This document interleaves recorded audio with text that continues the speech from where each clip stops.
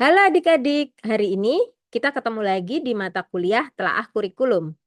Kita akan membahas standar proses pendidikan di Indonesia. Peraturan Menteri Pendidikan, Kebudayaan, Riset, dan Teknologi Republik Indonesia Nomor 16 Tahun 2022 mengatur tentang standar proses pada pendidikan anak usia dini, jenjang pendidikan dasar, dan jenjang pendidikan menengah. Peraturan ini bertujuan untuk melaksanakan ketentuan Pasal 15 Peraturan Pemerintah Nomor 57 Tahun 2021 tentang Standar Nasional Pendidikan. Standar proses ini mencakup perencanaan pembelajaran, pelaksanaan pembelajaran, dan penilaian proses pembelajaran yang berlaku untuk berbagai jenjang pendidikan di Indonesia. Bagaimana sih perencanaan pembelajaran yang efektif? Perencanaan pembelajaran merupakan langkah penting dalam proses pendidikan. Setiap pendidik bertanggung jawab untuk merumuskan capaian pembelajaran, cara mencapai tujuan pembelajaran, dan metode penilaian. Dokumen perencanaan pembelajaran harus fleksibel, jelas, dan sederhana, yang memuat tujuan pembelajaran, langkah kegiatan, dan pendidikan. Capaian pembelajaran dirumuskan berdasarkan kurikulum nasional dan karakteristik satuan pendidikan dengan mempertimbangkan kebutuhan peserta didik dan sumber daya yang tersedia. Nah, bagaimana tahapan perencanaannya? Yang pertama, merumuskan capaian pembelajaran. Dalam kurikulum Merdeka, capaian pembelajaran telah dirumuskan sehingga kita bisa mengambil dari kurikulum yang sudah ditetapkan oleh pemerintah. Langkah kedua adalah menyiapkan metode penilaian.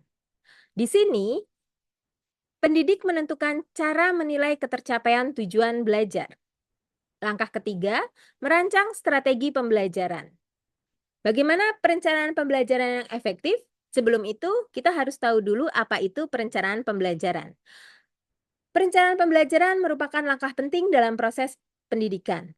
Pendidik bertanggung jawab untuk merumuskan capaian pembelajaran, cara mencapai tujuan pembelajaran, dan metode penilaian. Dokumen perencanaan pembelajaran harus fleksibel, jelas, dan sederhana, di mana dokumen tersebut juga memuat tujuan pembelajaran, langkah kegiatan, dan penilaian. Capaian pembelajaran dirumuskan berdasarkan kurikulum nasional dan karakteristik satuan pendidikan dengan mempertimbangkan kebutuhan peserta didik dan sumber daya yang tersedia.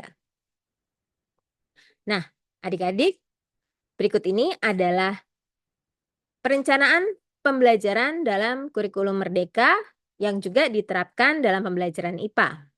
Yang pertama, merumuskan capaian pembelajaran.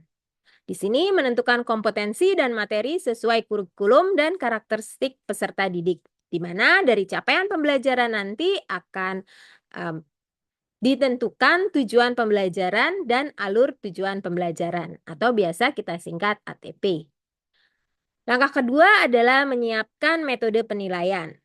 Penting bagi pendidik untuk menentukan cara menilai ketercapaian tujuan pembelajaran. Yang terakhir adalah merancang strategi pembelajaran.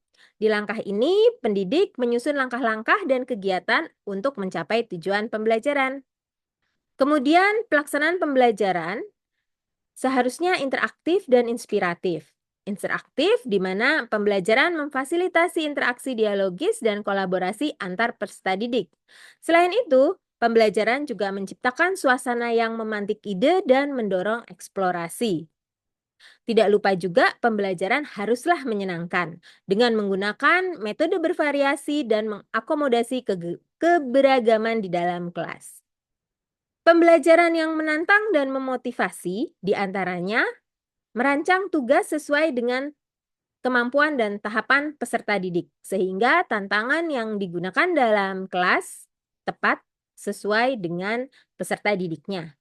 Kemudian, pembelajaran juga harus melibatkan partisipasi aktif siswa, sehingga mendorong peserta didik untuk berani berpendapat dan bereksperimen. Selain itu, perlu juga penetapan target, di mana dalam pembelajaran melibatkan peserta didik dalam menyusun rencana dan target belajar. Tidak kalah penting, poin memonitoring mandiri. Peserta didik perlu difasilitasi untuk memantau pencapaian hasil belajarnya. Selanjutnya kita akan membahas penilaian proses pembelajaran. Yang pertama, refleksi diri pendidik. Evaluasi mandiri perlu dilakukan terhadap perencanaan dan pelaksanaan pembelajaran sehingga perencanaan dan pelaksanaan pembelajaran dapat terus dikembangkan sehingga mendapatkan perencanaan dan pelaksanaan pembelajaran yang terbaik. Kemudian diperlukan juga asesmen sesama pendidik. Dari asesmen sesama pendidik ini, para pendidik mendapatkan umpan balik dan dapat berdiskusi antar pendidik untuk peningkatan kualitas pembelajaran. Selain itu, ada penilaian kepala satuan pendidikan. Di sini, pendidik juga mendapatkan asesmen dan umpan balik konstruktif dari pimpinan. Yang berikutnya adalah umpan balik dari peserta didik.